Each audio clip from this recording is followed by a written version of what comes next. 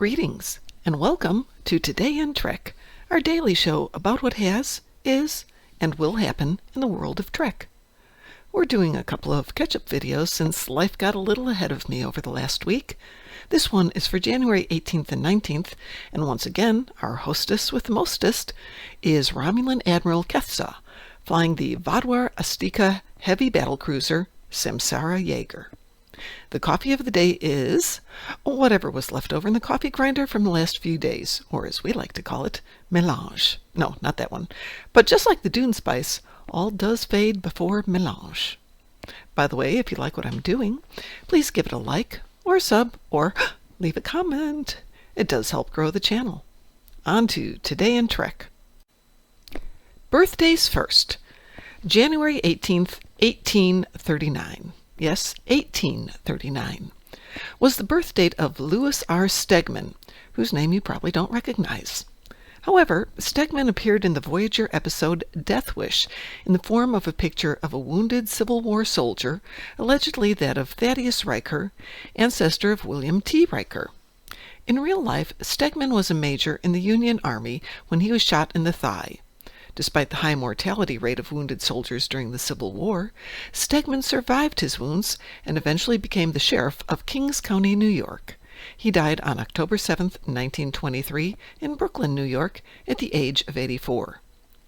Matte artist Matthew Yurachek was born on January 19, 1923. In addition to working on the motion picture, he also worked on The Day the Earth Stood Still, Forbidden Planet, Ben-Hur, North by Northwest, Logan's Run, Close Encounters of the Third Kind, and Blade Runner, the first one, the good one. Jane Norden, a cartoonist and animator at Filmation Studios, was born on January 19, 1924. She worked as an animator on the animated series. Fritz Weaver was born on January 19, 1926.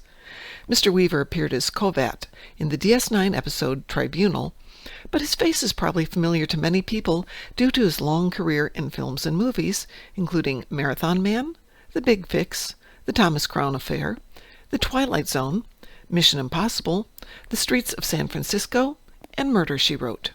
Actor Lee Delano, who played Kalo in the TOS episode A Piece of the Action, was born on January 19, 1931. Artist Eddie Jones was born on January 18, 1935. He provided the cover art for several of the James Blish Star Trek novelizations, including Star Trek X, 11, 12, World Without End, Planet of Judgment, and The New Voyages and The New Voyages 2. Dorothy Hack was born on January 19, 1939. She played multiple Bajoran women in several episodes of DS9. Rainer Schön, who played Isaac in the TNG episode Allegiance, was born on January 19, 1942. He also did voice work in several of the German-dubbed episodes of Voyager and Enterprise. It always seems that the people who are into Trek have interesting histories and stories. Christopher Knoll, who was born on January 19, 1947, is one such person. He played the role of a Viking in the Voyager episode Heroes and Demons, which, by the way, has a killer soundtrack, which didn't quite pan out as planned. If you'd like to read about some of his very interesting Trek stories, check out Memory Alpha. Jamie Alcroft, a voice actor who provided voices for multiple Star Trek characters in Star Trek Klingon Academy, was born on January 18, 1949. Actress Nicole Orth Pallavicini was born on January 19, 1954. She played Kirill Odan, the Trill who is the final recipient of the symbiont Odan in the TNG episode The Host. Writer Larry Nemecek was born on January 18, 1959. His Trek-related writings are extensive. This is a massive understatement, by the way, and he has also appeared in Star Trek Continues and Star Trek New Voyages. Scott Williams, comic book artist for Marvel and DC, was born in 1960. He worked on the cover art for False Colors from Windstorm Comics. Jeff Yeager, who played Iden in the Voyager episode Flesh and Blood, was born on January 18, 1964. In the Right Place and at the Right Time contest, we have today's winner, Malachi Fergus Godfrey, a British filmmaker who was born on January 19th, 1972. He was visiting Paramount Studios at the time of filming Time Zero Part 2 and, accidentally, appears as a San Francisco citizen.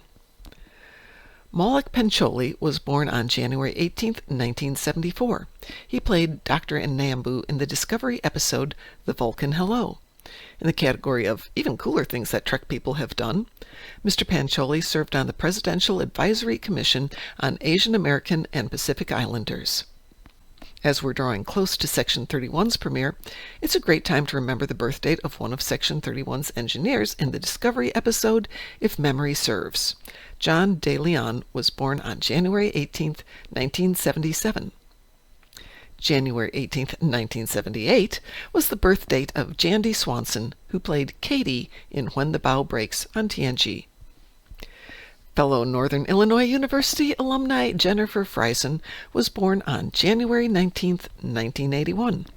She is a comic book artist specializing in cover art and provided the, quote, retailer incentive cover, close quote, for Assimilation Issue 7. Stuntwoman Sarah Trimble, who was the stunt double and stunt driver for Jerry Ryan in Picard's second season episode Watcher, was born on January 18, 1983. Yoshio Iizuka was born on January 18th, though no year is given. He performed stunts and appeared in 4 episodes of Enterprise: Harbinger, Borderland, In a Mirror Darkly, and In a Mirror Darkly Part 2. In other Trek-related stuff, on January 19, 1958, Vulcans Tamir and Strawn are rescued from Carbon Creek, Pennsylvania. January 19th was a big publishing day for the TOS syndicated comics. In order by year, in 1981, the second installment of Heads of State was published. In 1982, the 86th episode of Restructuring is Futile was published. In 1983, the 69th installment of Taking Shape was published. In 1991, Star Trek The Next Generation magazine reprinted the Q's Day comic. January 19, 1993 marked the completion of NASA's mission STS-54 for the Shuttle Endeavour. One of the astronauts aboard the ship was Trek fan Mario Runco. IDW Publishing released Operation Annihilate Part 1 on January 19, 2012. Eagle Moss Collections released Volume 2 of the graphic novel collection on January 19, 2019, with a reprint of The City on the Edge of Forever and the TOS comic The Devil's Isle of Space. In Trek series on this day, January 19, 1967, the TOS episode Arena airs. It's a great introduction to the Gorn, who are sadly not revisited in the series. Under what is believed to be a prelude to an invasion, the Gorn fake an invitation to the Enterprise to visit Cestus II, only to be lured to a destroyed colony and attacked by the Gorn. Ground and space battle ensue until the Metrons step in and interrupt the fun. They create a battle of champions between the Gorn captain, played by the inestimable Bobby Clark, and Kirk in a winner-take-all fight. We get to see Kirk create a makeshift cannon from local materials that, in real life, doesn't really work, but hey, that's never stopped Trek before. And we get to see the Gorn reduced to throwing rocks. Now, if the Gorn are capable of interstellar warp flight, how come they didn't figure out the cannons? They can't be stupid. But anyway, Kirk wins, tells the Metrons to be nice to the Gorn, and we get a species rewrite of the Gorn for Strange New Worlds. Depending on what vision of the script or book adaptation you read, the Metrons were either going to off the winners or the losers, and Kirk's choice was the compromised script decision. In some cool other stuff about the episode, it was based on a story from Astounding Science Fiction in June of 1944, written by Frederick Brown. Gene L. Kuhn wrote the first draft of the script over the course of a weekend. Some people clearly work well with the deadline looming. That said, Kuhn had read the story at some point in his life, but he didn't recall doing so until a researcher pointed it out. They did get rights to the story, however, so all was good. Also, William Shatner, Leonard Nimoy, and DeForest Kelley are all said to have suffered, or continue to suffer in the case of Mr. Shatner, from tinnitus due to the explosions on set during the ground fighting sequence. January 18th, 1968 was the date for the first airing of The Immunity Syndrome. The somewhat silly space monster premise notwithstanding, this is a lovely character study between McCoy and Spock in particular. I found a strange similarity between Spock's comment, "Doctor, even I, a half-Vulcan, could hear the death scream of 400 Vulcan minds crying out over the distance between us," and Obi-Wan's, "I felt a great disturbance in the Force, as if millions of voices suddenly cried out in terror and were suddenly silenced." So similar that I actually got the two mixed up in my head when I was writing that up. January 18th, 1988, the TNG episode Datalore premieres.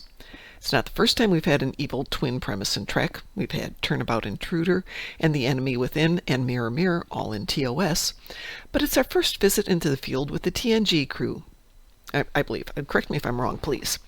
It's kind of obvious, in my opinion, that Lore is trying to take Data's place, but maybe we can extend some credit to the characters, as technically they are new to one another and have yet to grow accustomed to one another's mannerisms. So what's obvious to the audience, who have grown up on evil mirror twins, may not be as apparent to them.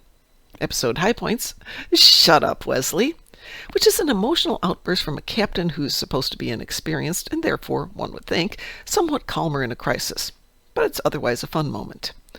Also, it's our first introduction to the crystalline entity. By the way, don't forget that small shards count as destructible torpedoes in the Star Trek Online TFO. January 19th, 2000, the Voyager episode Blink of an Eye premiered. In the "it's not plagiarism, just the same idea" world of story design, the episode has a lot of parallels with Robert L. Forward's book Dragon's Egg, in which the life forms on a planet experience life and evolution at a far faster rate than the crew of the respective ships do, making communications between a ship and the planet extremely challenging. Admittedly, this is also the premise of Futurama's episode Godfellas, great episode by the way, so clearly it's running around in a lot of people's heads. In the case of Voyager, the Doctor is sent planetside to gather data, but something goes wrong, doesn't it always, and he experiences years of life on the planet. One thing that is handled well in the episode is the sense of loss. The Doctor had a family on the planet that, due to time dilation, is long dead, as is the family of a pilot that the Voyager saves, but loses his family in the same way. There's no softening the pain for either character, and the loss really hits home. On a sad note, storyboard artist Paul Fennell passed away on January 18th, 1990. He worked on all 22 episodes of Star Trek the Animated Series. Chuck Courtney, a stuntman who appeared in the TOS episode Patterns of Force, died on January 19, 2000. Actor Cal Boulder, who played Keel in the TOS episode Friday's Child, died on January 19, 2005. Sarah Marshall, who played Janet Wallace in the TOS episode The Deadly Years, died on January 18, 2014. Actor Miguel Ferrer, who played the executive officer on the USS Excelsior in Star Trek II, died on January 19, 2017. Original series story researcher Kellum DeForest died on January 19, 2021. Trek History of the Future, Section 31 premieres on January 24th. That's this Friday. It will be shown on Paramount Plus in the U.S. and those countries that have Paramount Plus, and on other international markets will be shown on Sky Showtime starting on February 7th. I've got a Star Trek Online update for you. This just happened. We had the patch today, and it looks good on the trades patch, so if you've been waiting on rebuilding your ship, go for it. By the way, I'm noticing that people are not getting campaign rewards in the meta event for completing the daily event. It does show on your list of rewards, but it's not showing up on the event campaign screen. You will, however, get the credit for the daily progress on the featured event. And the good news, you can bank the event to turn in at a later time. If you need to know how to do it, drop me a message. All right, everyone, have a wonderful day, and we'll see you tomorrow.